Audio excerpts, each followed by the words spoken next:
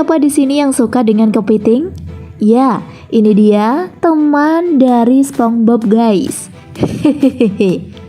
Meski dikenal dengan hewan yang memiliki cangkang keras, namun tidak membuat kepiting tidak disukai oleh masyarakat. Apalagi kalau sudah dibuat dengan sajian asam pedas manis ya guys. Waduh, jadi ngiler nih Mimin. Daripada membelinya, bagaimana kalau kita pelihara saja?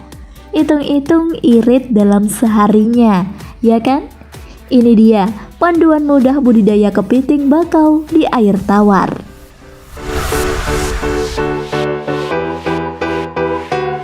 Number 10. Kenalan dulu dengan kepiting bakau.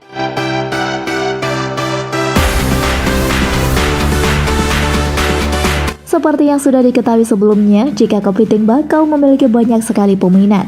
Dengan dagingnya yang tebal, dengan rasa lezat, membuatnya banyak dicari oleh penggemar seafood.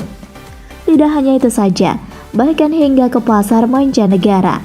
Oleh sebab itulah nih guys, peluang budidaya kepiting bakau ini masih terbuka lebar dan sangat menguntungkan. Beruntungnya lagi ya sahabat, hewan yang satu ini merupakan salah satu hewan yang dapat bertahan di berbagai macam perairan seperti laut, air payau, tambak, maupun tawar. Maka jika kalian berniat terjun dalam bisnis budidaya kepiting bakau, namun lokasinya berjauhan dari pantai, tidak perlu khawatir dan bingung lagi ya.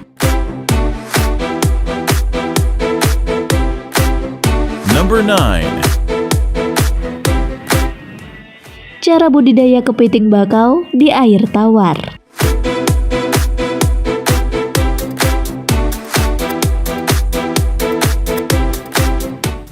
Nah guys, langkah awal jika kalian ingin budidaya hewan ini, maka sebelum memulai usaha budidaya kepiting bakau di air tawar, yang perlu kita perhatikan adalah mempertimbangkan lokasi atau media budidaya yang akan digunakan. Juga faktor alam yang nantinya akan banyak berpengaruh terhadap budidaya kepiting bakau nantinya.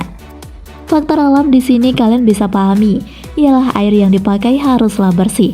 Tidak hanya itu saja, bisa juga air yang terbebas dari segala macam polusi. Selain itu, ketersediaan pakan alami juga akan menunjang kesuksesan budidaya itu sendiri. Number 8. Persiapan lokasi budidaya. Dalam budidaya kepiting bakau ini, di air tawar ini juga membutuhkan lokasi yang baik. Kalian terlebih dahulu harus siapkan kolam budidaya dengan kedalaman antara 0,8 hingga 1 meter dan salinitas pada kisaran 15 hingga 30 ppt. Karena ini juga yang merupakan kolam buatan, maka langkah baiknya jika kolam budidaya kepiting Anda sudah dilengkapi dengan filter. Hal ini berguna agar sirkulasi air tetap terjaga dan kepiting bakau juga tidak terlalu merasakan perbedaan di habitat barunya ini. Number 7. Mencari calon indukan.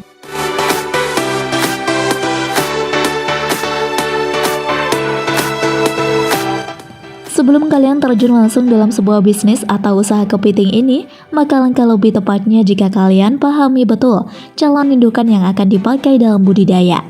Di antaranya yaitu kepiting memiliki ciri-ciri reaksinya cepat dan gesit, baik itu pada tubuh, capit, maupun matanya. Kepiting tidak memiliki cacat pada tubuhnya dan tidak terluka. Dan juga matang gonad dengan lebar kerapa 9-10 cm bagi betinanya dan 11 cm untuk pejantan. Jadi diperhatikan baik-baik ini ya guys. Kepiting yang akan jadi indukan maka harus memiliki tubuh dengan berat mencapai 185 gram hingga 250 gram. Dan kepiting juga tidak terinfeksi jamur ataupun parasit lainnya agar terjamin kesehatan dan juga berkualitas baik tentunya. Number 6. Menyiapkan wadah pembibitan.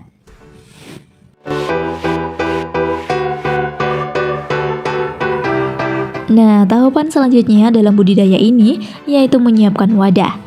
Sebelum wadah tersebut digunakan, maka wadah pembenihan wajib dicuci terlebih dahulu dan dikeringkan selama kurang lebih 2-3 hari.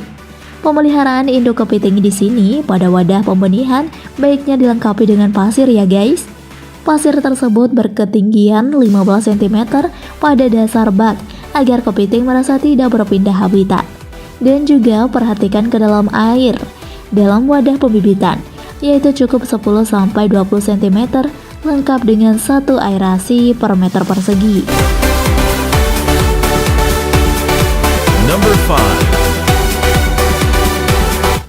Cara mempercepat kematangan gonad.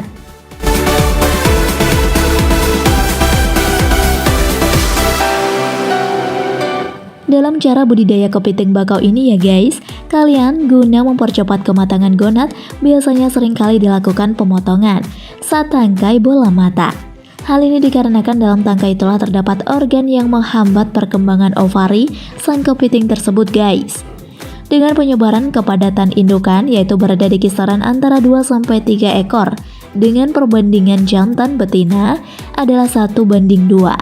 Setelah bibit kepiting sudah ditebar, maka pemberian pakan kalian sudah bisa dilakukan. Namun pastikan jika dalam pemberian pakan di sini sebanyak 2 kali saat pagi dan sore hari. Sedangkan untuk dosis pakan idealnya adalah 15% dari berat badan perharinya. Bedanya juga ada pada pakan saat proses pemijahan, di mana harus 5% dari berat badan menjelang pemijahan.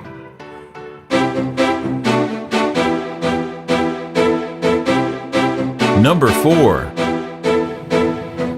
Cara penggemukan kepiting.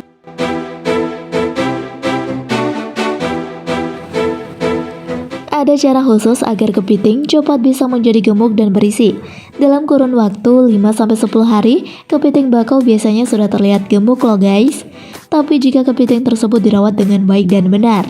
Hanya saja, yang perlu kalian hindari sebagai peternak dalam budidaya ini adalah pertarungan antara kepiting jantan dan betina. Memang sudah sering kali terjadi antara kepiting jantan dan betina terjadi pertikaian yang bisa menimbulkan dampak buruk, bahkan kematian pada kepiting. Number 3. Proses penetasan telur. Dalam 1 ekor kepiting betina biasanya akan menghasilkan 1-2 juta butir telur dengan derajat penetasan mencapai 95-98%. Memang terbilang cukup banyak juga ya. Ada tanda-tanda kepiting yang sudah mulai memijah loh guys. Salah satu tandanya yaitu menempelnya massa telur pada bagian abdomennya.